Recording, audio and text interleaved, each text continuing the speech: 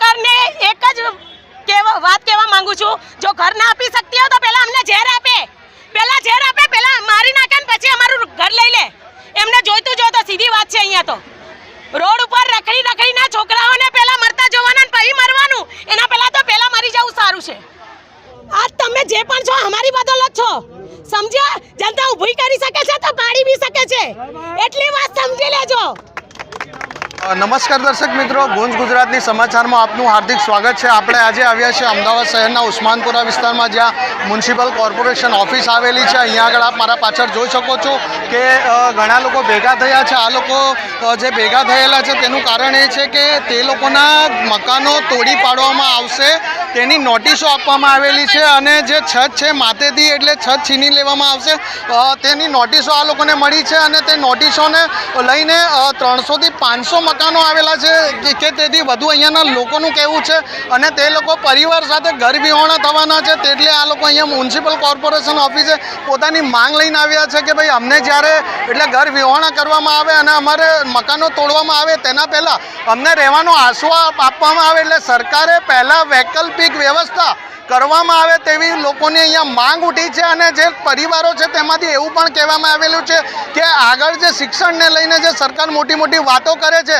અને શિક્ષાને લઈને જ્યારે આગળ પરીક્ષા આવી રહી છે, એસએસસી બોર્ડની પરીક્ષા આવી રહી છે, અને તેમાં બાળકોનું ભણતર બગડશે, અને નાના બાળકો છે, મહિલાઓ છે, બુઝુર્ગો છે, અને ઉંમરલાયક એવા બીમાર લોકો પણ છે, તે લોકોનું શું થશે?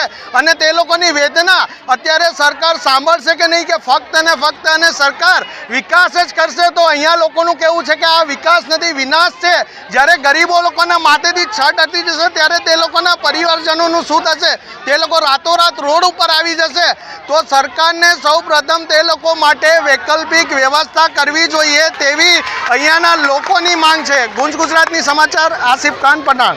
જે કોર્પોરેશનના અધિકારીઓને અમે મળ્યા, કોર્પોરેશનના અધિકારીઓએ એવું મૌખિક આશ્વાસન આપ્યું છે કે આજે તમે જે પણ લોકો છે તમામના દસ્તાવેજો તમારી રજૂઆતની સાથે તમે રજૂ કરી શકો.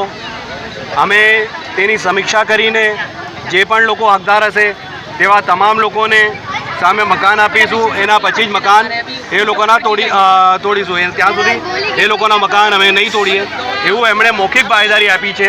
પણ અમે એમની પાસે એવી માંગણી કરીએ છીએ કે તમે જે મૌખિક કહી રહ્યા છો એવું કોઈ કાગળ અમને આપો, જેથી આ લોકોને થોડીક શાંતિ થાય અને લોકો શાંતિથી પોતાના કાગળિયા રજૂ કરે છે.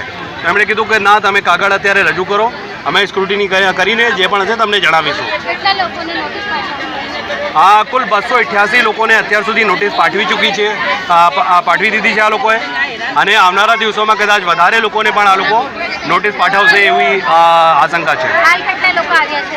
હાલ લગભગ 200 થી વધારે પરિવારના લોકો અહીંયા મોજૂદ છે, અને તે લોકોએ પોતાની રજૂઆત કોર્પોરેશનના અધિકારી સમક્ષ કરી છે. કેટલા વર્ષોથી રહેતા હતા આ લોકો? આ લોકો 40 થી 50 વર્ષથી વધારે રહે છે. નોટિસનું કોઈ કારણ ડિમોલેશનનું? નોટિસમાં કારણ જે આપ્યું છે એ ત્યાં રોડ કાઢવાનો છે, પણ એ રોડની જો ખરેખર તમે લોકો ત્યાં જઈને જુઓ તો એ રોડ એક ડેડ એન્ડ ઉપર જઈને ખલાસ થાય છે. એટલે ત્યાં રોડની કોઈ જરૂર નથી, પરંતુ ગરીબ લોકોને હટાવવાના છે. એટલે ક્યારેક રોડના નામે, તો ક્યારેક પુલના નામે, તો ક્યારેક ગાર્ડનના નામે, તો ક્યારેક બીજા કોઈ પર્પઝના નામે લોકોના ઘરો પાડી રહી છે આ સરકાર. સરકારે વિચારવું જોઈએ કે જ્યાં તમે વાયદા કરો છો પાકા મકાન આપીશું, તેની જગ્યાએ તમે એક કે બીજા કારણોસર ગરીબ લોકોના ઘરો પાડી રહ્યા છો. ઘર વિહોણા કર્યા પહેલા આ લોકોને કઈ વ્યવસ્થા કરવામાં આવી હોય રહેવા માટે, કે જે લોકોના ઘરો હવે પાડવામાં આવશે નોટિસો આપી? સરકારની જવાબદારી છે કે કોઈ પણ આ જગ્યા ઉપર જ્યારે ડિમોલિશન કરે કે લોકોને એમના ઘરો તોડે તો એવા લોકોને વૈકલ્પિક વ્યવસ્થા આપે, જેથી એ લોકો શાંતિપૂર્વક જે વિકાસ, સકોલ્ડ વિકાસ થઈ રહ્યો છે એમનો લાભ પણ એમને મળે. કેમ કે વિકાસ જો લોકો માટે થતા હોય તો આ પણ લોકો જ છે, એ કોઈ જંગલમાંથી આવેલા જંગલી જાનવરો નથી, આ બધા લોકો છે, અને સરકાર લોકોની છે, તો સરકારે લોકો માટે विचारવું तो જોઈએ છે. मैं इतना बोलना चाहती हूँ, घर तोड़ रही है अगर सरकार तो घर के बदले हमको घर दो. आज हमारे छोटे बच्चे कहाँ लेके घूमेंगे? कहाँ रोड पे हम हमारे बच्चों को घुमाएंगे? क्या हमारे बच्चों को हमने इसलिए जन्म दिया रोड पे रखा के मारने के लिए? सीधी सी बात है, हमको हमारा घर तोड़ रहा तो घर के बदली घर दो, क्योंकि घर इंसान के लिए नॉर्मल नहीं होता। हमारी सारी जीवन पूंजी लगी है उसमें 2010 के डॉक्यूमेंट ये वो ऐसा कुछ नहीं होता है, कुछ भी नहीं होता है।